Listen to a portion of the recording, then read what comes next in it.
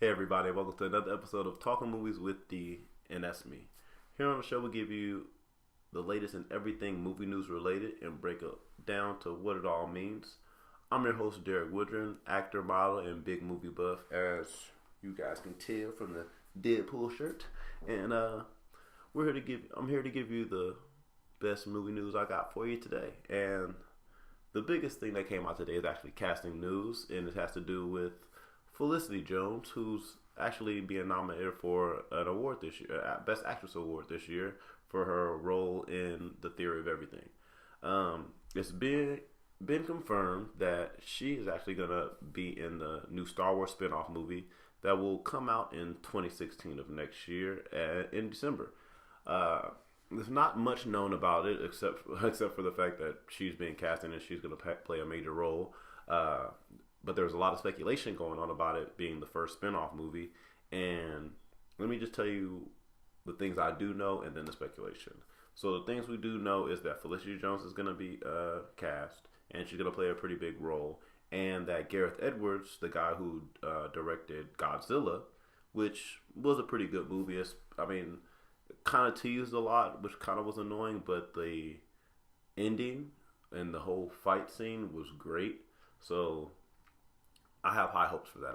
He's definitely not going to be able to tease the Star Wars universe. You know, it's talking about one thing that everybody's focused on that he can just play with you and tease about. So I think we're fine in that aspect. But the speculation that I actually like about the movie that's not confirmed, but it's the plot that everybody's thinking that's going to happen is it's going to be a heist movie centered around the bounty hunters stealing the plans to the Death Star. And if anyone who knows about Star Wars, or at least seen the first movie, is the plans of the Death Star being stolen is what starts off the whole rebellion and the reason why everything happened in the original trilogy. And it's also being speculated that Felicity Jones will be playing Sabine, who is a Mandalorian warrior, just kind of like Boba Fett. And she's actually a character off of the new animated show called Star Wars Rebels, and she's pretty badass. She gets stuff done, and if all that's true, it's gonna be very exciting. And if you don't know by now, I don't think even my people that know me know as well as how big of a Star Wars fan I am. I'm not as big as some of the biggest, but I'm definitely a pretty big Star Wars fan. I actually listen to the audiobooks at work and podcasts at work or at home, and some of the books I actually listen to more than once. Like right now, I'm re-listening to the Darth Bane trilogy, and because he's one of the coolest guys out there as a Sith Lord. But anyway, so now that we're done with the Star Wars news, we're gonna move to the trailer that just came out recently.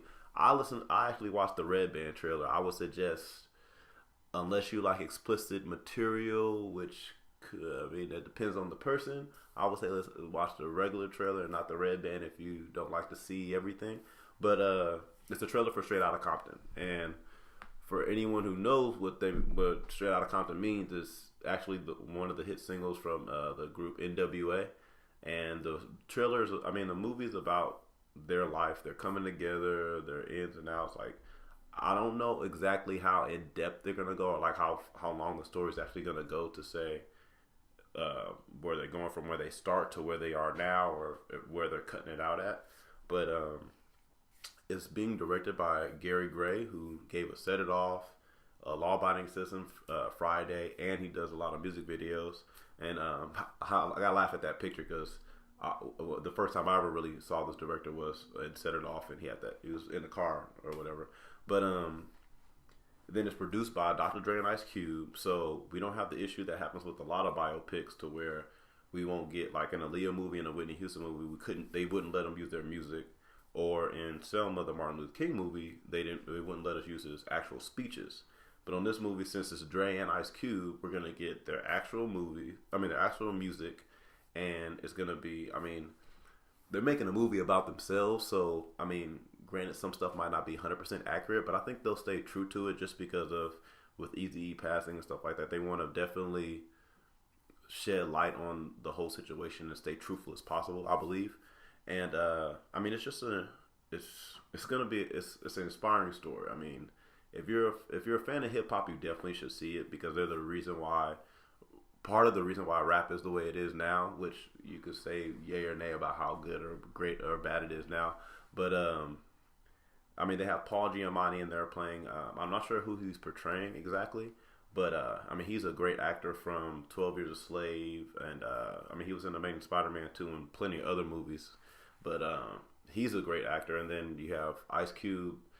His son, O'Shea Jackson Jr., is actually portraying him in the movie. And the picture I brought up has the actual people, and then who's being portrayed is O'Shea Jackson and whatnot, and Dre who he's being portrayed by. But if Ice Cube's son actually raps on some of his albums, and he's good. And then in the trailer, he seems like he's Ice Cube. I mean, granted, he looks just like him, but the fact I'm pretty sure Ice Cube pushed him to have as many mannerisms or to portray him as good as possible. I don't think Ice Cube or Dre I mean, we know this just from their music. They don't put out stuff that they can't stand behind. And I mean, just by the trailer, they showed them two in the beginning, just like a little intro of the video. So I think they put their heart and soul into the production. And I think it's gonna be a good movie, and I think everyone's gonna be happy with it and understand what really happened, everything that went on with their group. And so I'm excited. I'm really, if I was excited for it before, but the trailer, I'm definitely more excited because I wasn't a fan of NWA. Even though at the time I was supposed to be listening to their music, I was a definite fan of them, Ice Cube. And somebody at work joked with me when we were talking about this trailer, and he it's kind of funny that he said this. He's like, do you think after the movie comes out, would Dre finally drop his was it? I can't remember what the album was. It was an album was supposed to come out years ago, and he never did it. I can't think what it is though. Is it Detox? I think it's Detox. Somebody correct me if I'm wrong, but I'm pretty sure it was the Detox that was supposed to come out, and that he never put out. But hopefully, him and Ice Cube put something out after this movie, or put something out for the movie, because I still listen to both their music, and you can't go wrong listening to either of those two.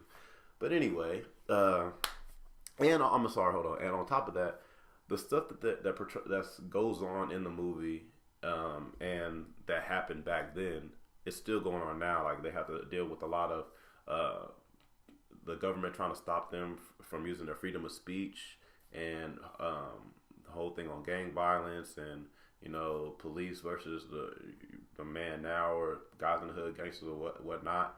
I mean, all that's still going on right now, and it's crazy to think that the time the movie's coming out, everything is still so relevant. So I mean, it's a great timer for the movie. It's definitely something that everybody needs to see, at least to understand what was going on at that time and how it can relate to what we're going through right now. So I mean, that's great to have the movie just for that sense. But now we're on to another part of the show, and that's my movie picks. And my movie pick in theaters today is actually Jupiter Ascending. It's first off with the movie, I say go see it. It's a sci-fi epic, and part of the reason I say go see it is because the way Hollywood's going right now, Hollywood's scared to take risks on properties that aren't original. Everything it's a comic book, or it's adapted a screenplay from a book, or it's got or we're rebooting an old franchise or a TV show. Like, we're not getting a lot of original scripts or original movies that are big budget. And this is one that was. And I will say the movie wasn't great. It's not a Star Wars. It's not a Star Wars. Not a Guardian of the Galaxy. But everybody in the movie theater that I watched it with had fun with it. It was everything you wanted. It just wasn't. It wasn't like you can't call it great. You can just call it a good movie. If you break it down like that, I don't want to go too in depth on it. I'll just say because I am gonna have a review coming out on it. But it's directed by the Wachowski siblings, the people who brought us The Matrix. And here's the synopsis, basically, because I gotta say the movie gets a little confusing at times, but that's the Wachowskis, and that's what they do. They do a little confusing at times. They get too in depth with how they explain it. But this is the synopsis. So Jupiter, who's played by Mila Kunis, is in her normal day, she's a regular girl from Earth who just is cleaning toilets and stuff like that. But what she realizes later is that she's the reincarnation of a matriarch of the Abrasax. I can't say it, but I don't know how that's said. But she's the matriarch of them, and is basically the mother of this human race that kind of governs the whole world. And by whole world, I mean space and all this other universes. And then she's being hunted by her kids, which is weird to say, but she's being hunted by her kids. And Channing Tatum has been hired to go protect her, and he's played his name is Kane Wise, and he's basically a genetically fused human and wolf DNA who's bred to be a warrior. Just getting that out could be kind of confusing, but it's a fun movie the best. My bad. I'm not trying to go a whole thing on it because I want rather you hear the review, but. For special effects and a great action and a nice original story, that's the movie you go see. If you're like, hey, I want to go have fun, just mindless explosions, whatnot, just have fun at the movies, that's the movie you go see. Now, speaking of mindless fun, actually jumps me into my Blu-ray or DVD pick, and that movie's John Wick. And John Wick was like the surprise of 2014. It's a pure action movie with Keanu Reeves, and it's funny because in the movie, Keanu Reeves his character says, everybody's been asking me, am I back? And he's like, I'm starting to begin to think that I am back. And it's funny that he says that because like recently Keanu Reeves have had a few stinkers in movies, and this movie is like he's back and playing a role that he's supposed to play. Like he's a good action guy, not as many emotions, stuff like that. But the synopsis for this movie is he's a retired hitman who's known as one of the greatest hitmen, and it starts with his wife, him dealing with his wife passing away, and the final gift that she gave him before she passed was a dog, and he that's the last thing his wife gave him, so he's bonding real strong with the dog.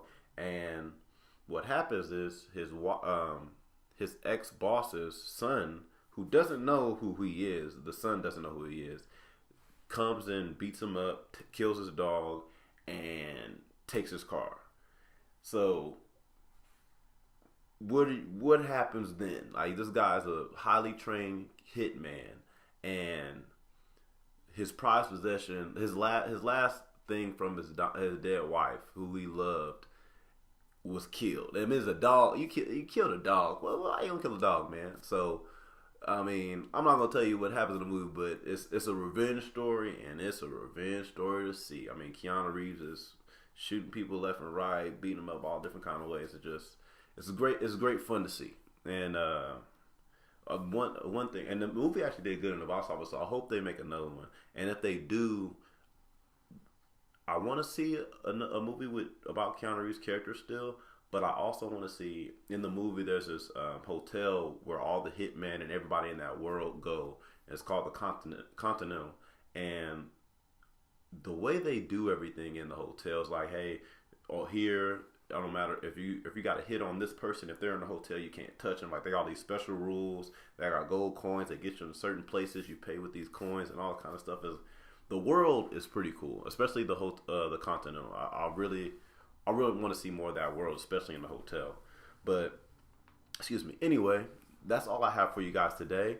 I hope you guys enjoyed the show, and I hope you guys go see Jupiter Ascending and go get John Wick, because John Wick is a great movie. Probably the second best action movie of last year. It's one of the best. I'm not gonna say best because there was a lot of, I forgot about comic book movies and stuff too. So there's a lot of good action movies out that came out last year. But feel free to email us at at talkingmovieswithd@gmail.com if you guys want to talk about, bring up any topics that you want us to talk about, or make sure to comment down and comment below. So just to let me know what you guys think, if you saw Jupiter Ascending or John Wick and had any opinions on that, or if you're excited about Straight Outta Compton or even the Star Wars movie. If you want to talk Star Wars with me, go ahead and send a comment, because I can talk Star Wars for a while. But You can also follow me on Facebook, Instagram, and Twitter at dwood2324, and I'll make sure to try to keep pictures coming and posts coming, updating you guys. And also, don't forget to click that thumbs up button to say you like the video, as well as subscribe to the channel. And I'll catch you guys later. Deuces.